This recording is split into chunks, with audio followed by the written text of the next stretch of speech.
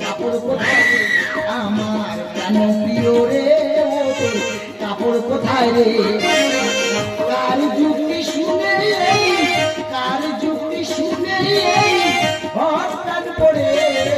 প্রাণ প্রিয় রে কাপড় কোথায় রে আমার প্রাণ প্রিয় রে কাপড় কোথায় মোগল তুই চিনতে পারছি না এবার ভালো করে দেখো তো আমার চিনতে পারো কিনা তুমি যতই সাপের মতো কোনো চেঞ্জ করো না কেন আমি তোমাকে চিনতে পারছি না এটা আমার স্বামী আমি কি আসামি আরে এদের কেন কম শুনি নাকি ও তো বলছে না দূর করতে দেবি সারা রাত্রি এমন দেবো না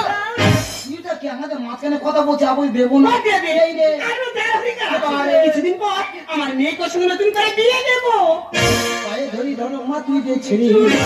কচি মেয়ে দিস না বিয়ে জোর করি তোমার মেয়ের বয়স কম